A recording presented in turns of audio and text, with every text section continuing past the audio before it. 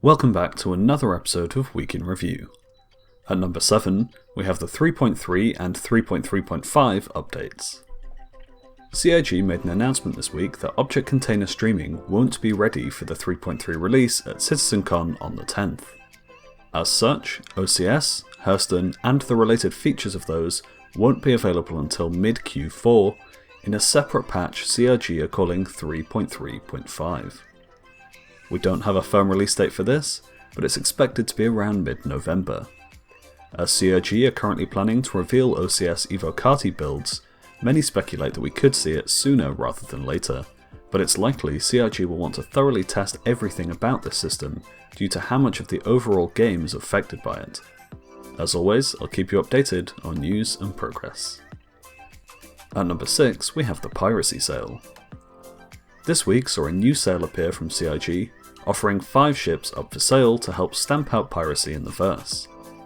The Gladius, Sabre, Super Hornet, Freelancer Miz, and the Hammerhead are all available with 6 months insurance for a limited time.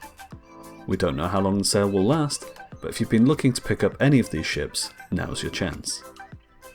At number 5, we have the roadmap update. This week's roadmap splits 3.3 into both the 3.3 and 3.3.5 releases. 3.3 sees an overall 4% progress loss this week, taking us back to 68%, but most tasks have gained progress. Our biggest winners are the Cyclone AA, our previous least progress item, at 78%, Item Kiosk Shopping at 20%, and the Mustang Delta at 18%. The only 2 losers this week were Asteroid Mining losing 16%, and Improvements to Turrets losing 21%.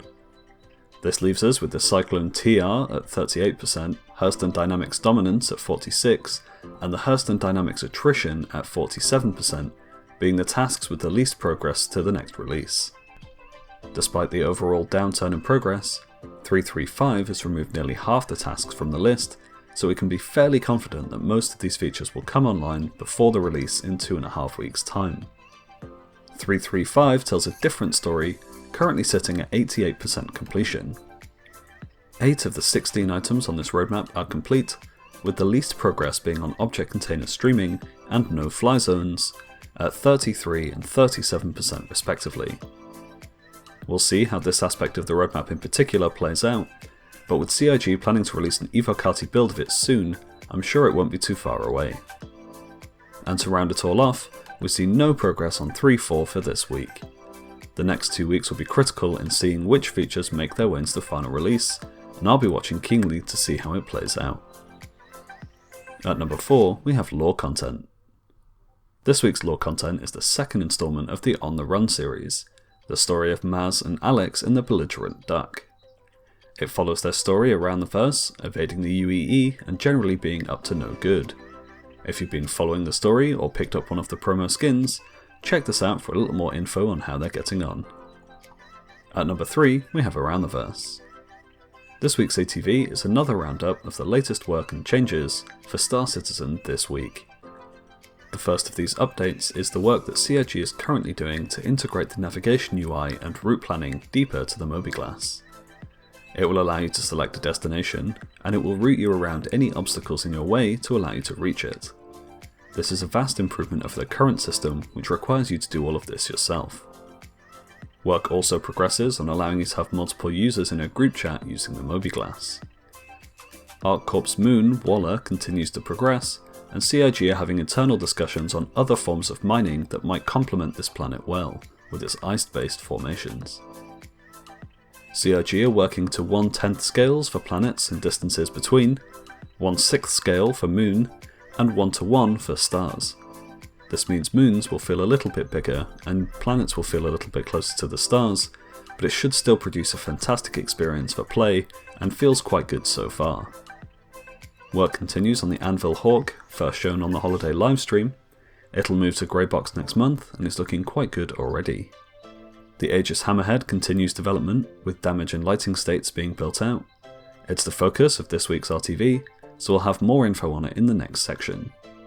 Scramble races also continue to improve, with lights being improved, cyclone wheels being harder to destroy, and making Gravlev vehicles bound to the ground, preventing them from taking off. And that's all for ATV this week. Progress looks good despite the dropping of OCS from the main release. At number 2, we have Reverse the Verse. This week's RTV focuses on the Aegis Hammerhead, giving us access to a number of developers who have worked on the ship. We had access to ask a range of questions live, which we'll cover here, but first we kick off with an installment of ship shape relating to the Hammerhead. Its primary role is to protect larger ships in the fleet or space stations. While it does have cargo space, it's not really designed as a cargo hauling ship. The weapons give a good degree of control and coverage, with no space to hide from the turrets. It's a fairly slow ship, but its firepower makes it quite capable. A lot of the inspiration was taken from other Aegis ships such as the Idris, with several elements having been reused. A second deck was added later during the design phase, as some of the missing elements wouldn't fit on the first deck. CIG managed to make them fit without expanding the ship, but just barely. The Hammerhead is due for release in 3.3 and will be one of the larger ships in the verse. So with that said, let's move on to RTV content. The original concept for the Hammerhead was a small patrol boat to be used for patrolling systems, much like the Retaliator. CIG realised it would need to be bigger than the Retaliator due to the amount of time that people would spend on this ship, and it ended up doubling size from the initial idea to accommodate. The Hammerhead is one of the fastest ships to move from concept to release stage, being in the pipeline only 10 months. A lot of this is due to the Aegis brand being fleshed out quite a lot already, with progress on the Idris. Shared targets between gunners etc. will be coming to the Hammerhead, but it's not something that's currently planned for 3.3.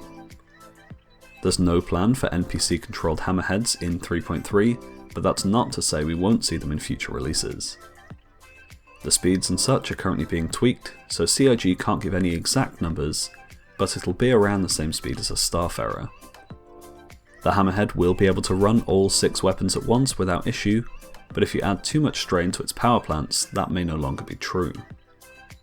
Scaling up the ship can be quite a long process, as doing so requires adding additional parts, geometry, etc. It's not as easy as simply making everything bigger.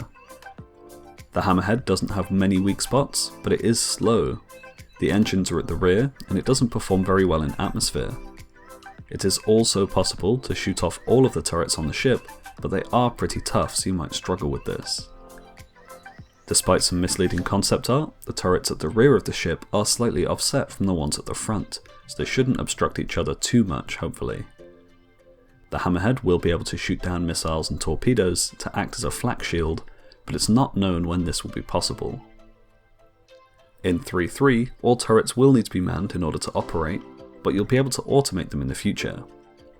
That said, there won't be enough computer space in the Hammerhead to automate all of the turrets.